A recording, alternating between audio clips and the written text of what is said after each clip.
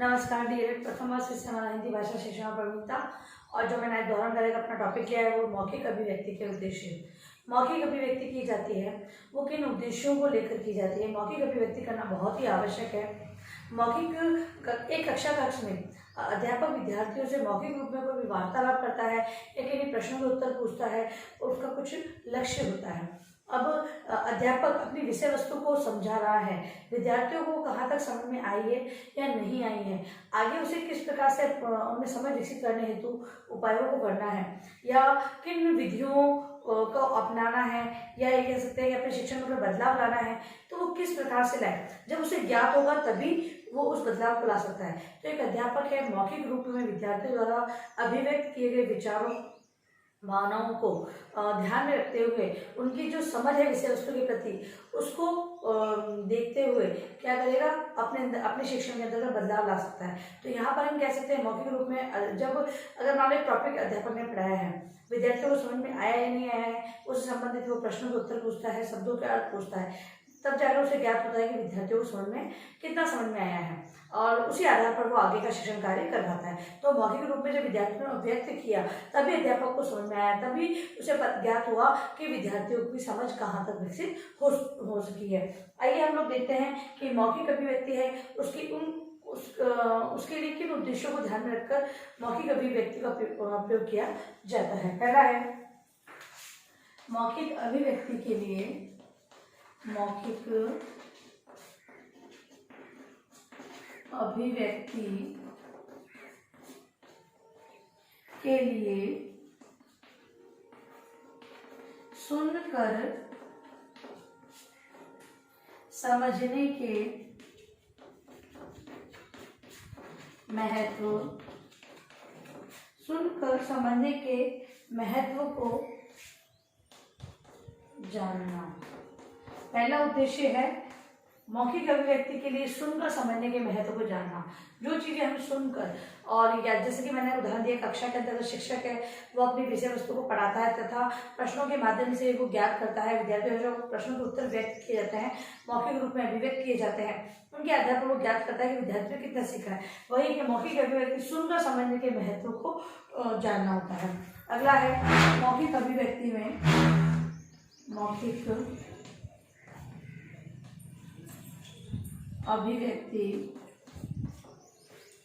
मौखिक अभिव्यक्ति में वक्ता और श्रोता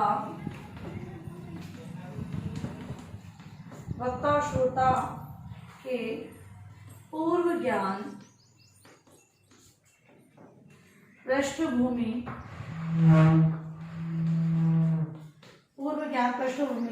व उसके प्रभाव को समझना। जब विद्यार्थी मौखिक रूप में अभिव्यक्त करते हैं, ठीक है, वक्ता मतलब बोलने वाला, श्रोता यानी सुनने वाला, तो ये पता लगाया जाता है कि जो कहने वाला है वो अपनी कहने के अंतर्गत मतलब कि अपने मौखिक रूप में अभिव्यक्ति के अंतर्गत वो पूर्व विज्ञान को या जो पृष्ठभूमि है या जो पृष्ठभूमि उनकी पूर्व की पृष्ठभूमि थी उसका कितना प्रभाव उनके अंतर्गत है, कितना ज्ञान उनके पास स्थायी रूप में है, ऐसी बात का पता लगाने हेतु भी मौखिक अभिव्यक्ति बहुत ही उद्देश्यपूर्ण रहती है। भाई विद्यार्थी ने पहले कितना सीखा है, क्योंकि जब उन्हें वो व्यक्त करेंगे तभी तो अध्यापक पता लगा सकता है कि बच्चों को कितना आ रहा है और मुझे कितना सिखाना है। तो वही है पूर्व जो पृष्ठभूमि है उसको पता लगाते हुए नवीन जो तथ्य है उससे अवगत उन्हें करवाया जाता है। अगला है आवाज के उतार चढ़ाव। आवाज के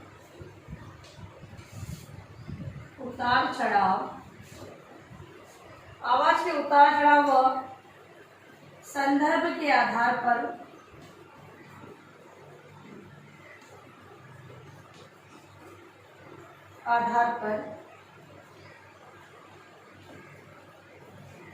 बात को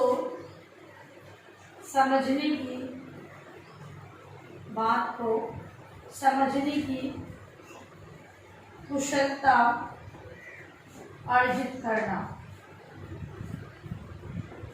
जो मौखिक रूप में अभिव्यक्त की गई बातें होती है उनमें विभिन्न प्रकार की संवेदनाएं, हाव भाव निहित होते हैं। अब जब मौखिक रूप में ये अभिव्यक्त लिखित रूप में एक जो भावनाएं व्यक्त की गई है उन्हें थोड़ा समझने में थोड़ी हमें समय लगता है, ये कह सकते हैं देरी से समझ में आती है। लेकिन जो मौखिक रूप में संवेदनाएं व्यक्त की जाती है वो एट ए प्रेजेंट यानी कि प्रत्यक्ष रूप में हमारे सामने होती है, इसलिए उसमें समझ विकसित करने में समय कम लगता है। ये कहा गया है कि जो आवाज का उतार चढ़ाव है उसमें नहीं, जो भाव है, भाई कोई अगर मान लो किसी दुख की बात कर रहा है तो उसी विनम्रता से कहता है, उनके जो भाव भाव है उसी प्रकार के हो जाते हैं, तो हमें वो बात उस प्रकार से समझ में आती है। तो अगर हम ये कहना चाहें कि विभिन्न प्रकार के जो संदर्भ है, हाव भाव है, यदि उसे समझना है तो मौखिक रूप में अभिव्यक्ति होगी तो उसे ज्यादा जल्दी समझ में आएगा। अगला है श्रवण बाधित।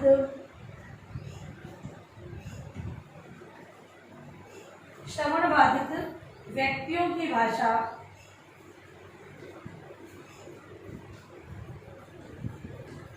श्रवण बाधित व्यक्तियों की भाषा के विविध पहलुओं को समझना।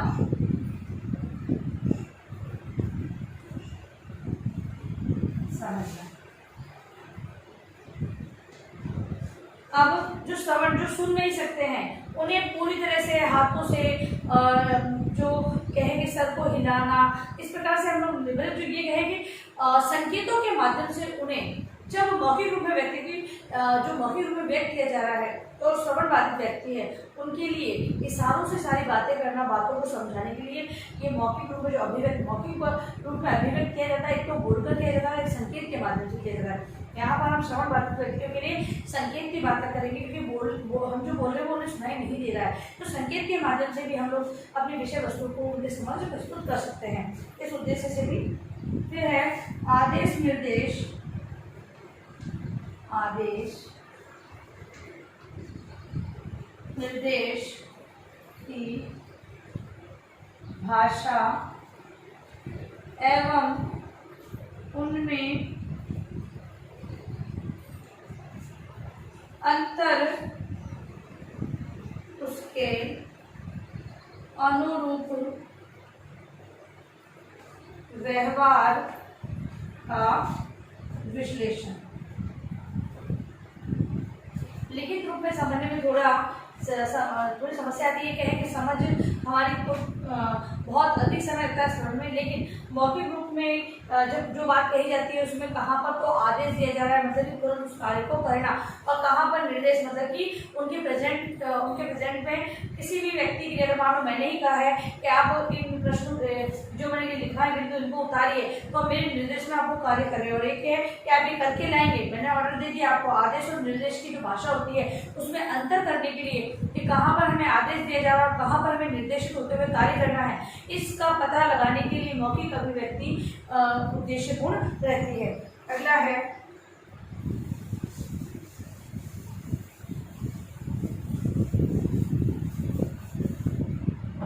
विभिन्न प्रकार के वार्तालाप। विभिन्न प्रकार के वार्तालाप, विभिन्न प्रकार के वार्तालाप एवं उनमें भागीदारी को समझना।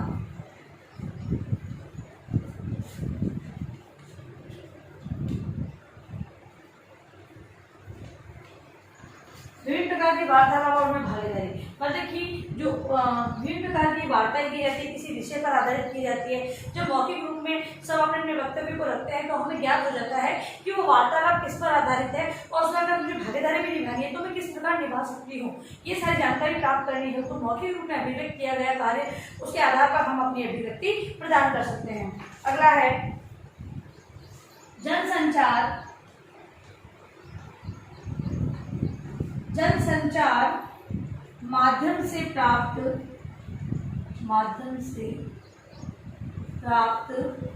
सामग्री के विश्लेषण। जनसंचार के माध्यम से प्राप्त सामग्री विश्लेषण की समझ बनाना। जनसंचार मतलब कि सभी लोग आम जनता के समझ जो विचार हैं या समाचार हैं जो प्रसारित होते हैं उनमें क्या कहा जा रहा है, किस प्रकार से वो जो विषय को रख रहे हैं या फिर जो घटनाक्रम को बता रहे हैं, तो उस घटनाक्रम को हम किस प्रकार समझ सकते हैं। जैसे कि कहने का तात्पर्य है, एक तो लिखित रूप में है तो समझने में थोड़ी दिक्कत आती है, और जब हमारा अभ्यास हो जाता है तो बहुत अच्छे तरीके से समझ भी लेते हैं। लेकिन यहाँ पर मौखिक अभिव्यक्ति के उद्देश्य की बात की जा रही है, तो जो समाचारों में जैसे कि जो चैनल्स पे समाचार आते हैं उनमें जो व्यक्त किया जा रहा है उसके प्रति जो विश्लेषण किया जा रहा है, बड़ा चढ़ाकर बातें कही जा रही है, वो क्यों कही जा रही है, किस विषय पर बात हो रही है, ऐसा सारा ज्ञान प्राप्त करने हेतु तो मौखिक रूप में जो अभिव्यक्ति की जाती है समाचार के माध्यम से, उसके माध्यम से हम लोग ये सारी जानकारी प्राप्त कर सकते हैं। तो हम ये कह सकते हैं मौखिक रूप में अभिव्यक्त किए गए समाचार है वो हमें विषय वस्तु को विश्लेषित करने की योग्यता प्रदान करती है। अगला है बच्चों में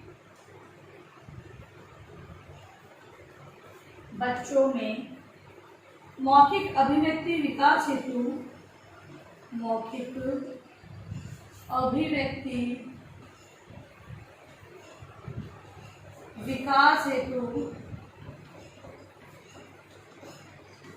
विकास हेतु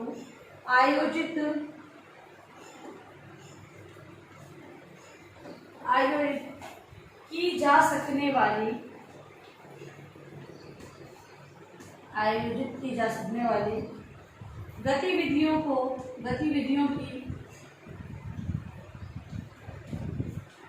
समझ बनाना।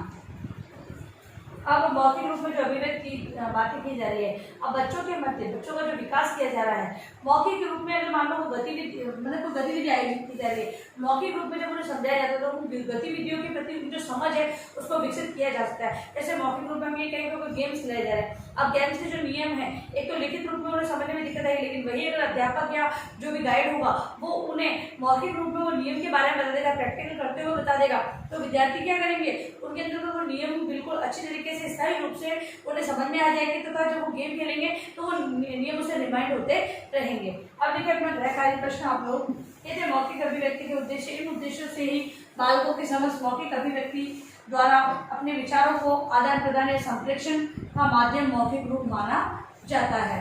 लिखे मौखिक अभिव्यक्ति के